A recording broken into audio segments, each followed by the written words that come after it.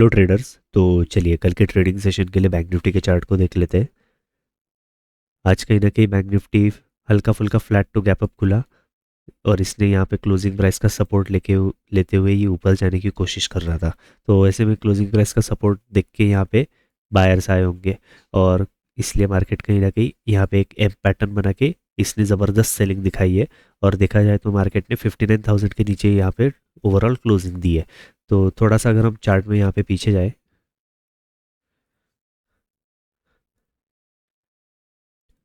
तो देखिए मार्केट ने कहीं ना कहीं अपना डे लो जो स्टार्टिंग का स्विंग लो था, फिर ये स्विंग और ये स्विंग, ऑलमोस्ट सब स्विंग जो भी बनी है इनका ब्रेक डाउन करते हुए मार्केट कंटिन्यू नीचे ही जा रहा है था, जाने की कोशिश कर रहा है।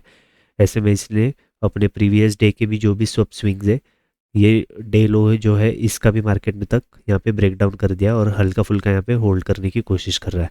तो ऐसे में देखा जाए तो 59,000 का ब्रेक डाउन और ये जो सेलिंग है इसकी वजह से सेलर्स तो बैठे ही होंगे, बट यहाँ पे ज़्यादा बायर्स नहीं बैठे होंगे, अपनी पोजीशन होल्ड करके नहीं गए होंगे। तो कल के दिन के लिए हम यहाँ पे एज्यूम करने वाले हैं कि यहाँ पे नीचे ज़्यादा बायर्स के स्टॉप लॉसेस अवेलेबल नहीं है।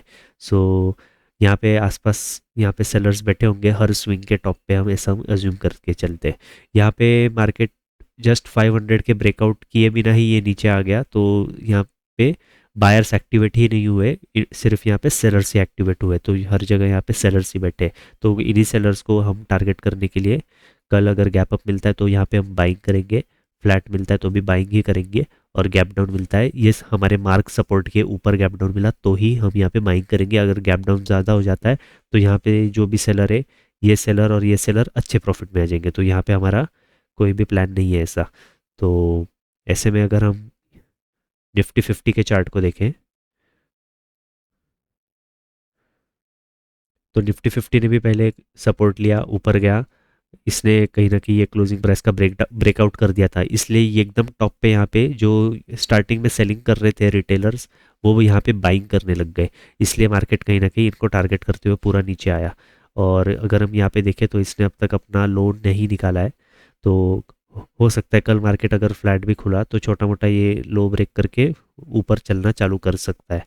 तो देखा जाए तो यहाँ पे सेलर्स आए होंगे बायर्स को निकालने के लिए, यहाँ पे भी हर स्विंग के टॉप पे यहाँ पे सेलर्स आने की कोशिश कर रहे होंगे।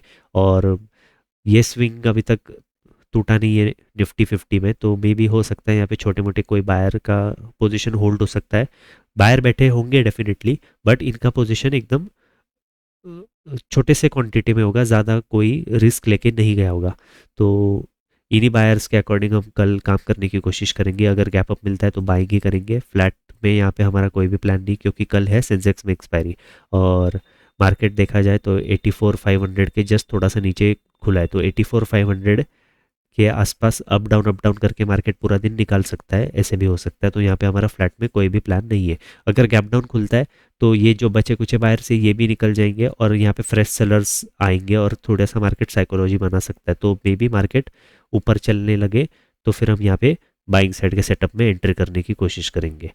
ऐसे में अगर हम सेंसेक्स के चार्ट को देखें, सेंसेक्स में थोड़ी सी सिचुएशन क्लियर है निफ्टी के कंपैरिजन में। मार्केट आज गैप डाउन, हल्का फुल्का फ्लैट टू गैप डाउन ही खुला, ऊपर गया और इसने यहाँ पे 85,000 का ब्रेकआउट कर दिया।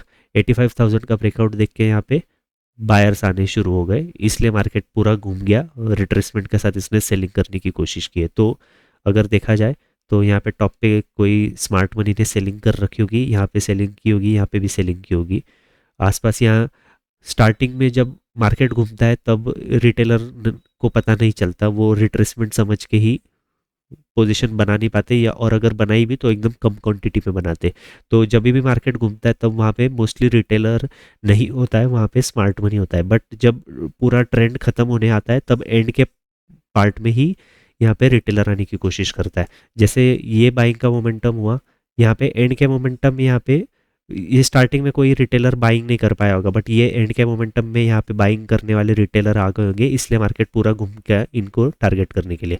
तो ऐसे में ये जो सेलिंग हुई है यहाँ पे, ये स्टार्टिंग के मोमेंटम में यहाँ पे सेलर कोई स्मार्ट मनी होगा, ऑपरेटर होगा, और एंड के मोमेंटम में यहाँ सब रिटेलर आ गए होंगे, ऐसे हमारा एजम्पशन है। तो यहाँ सेलर्स होंगे, ये सेलर जो भी बैठा होगा अच्छे प्रॉफिट में डेफिनेटली होगा, बट यहाँ पे मार्केट ने 84,500 के नीचे क्लोजिंग दी है, तो जहाँ पे बायर्स ज़्यादा अवेलेबल नहीं होंगे, कोई होल्ड करके नहीं गया होगा अपनी पोजीशन, क्योंकि कल इसमें एक्सपायरी भी है।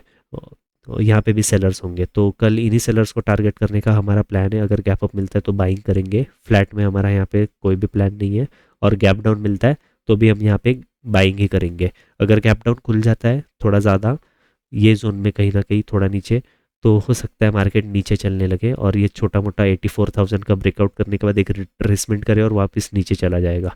तो ज़्यादा गैप डाउन हमारे लिए अच्छा नहीं है, तो यहाँ पे भी हमारा कोई भी प्लान नहीं है। तो छोटा मोटा यहाँ पे गैप डाउन मिला या फिर छोटा मोटा यहाँ पे गैप अप मिला, यही दो कंडीशन हमारे लिए अच्छी है।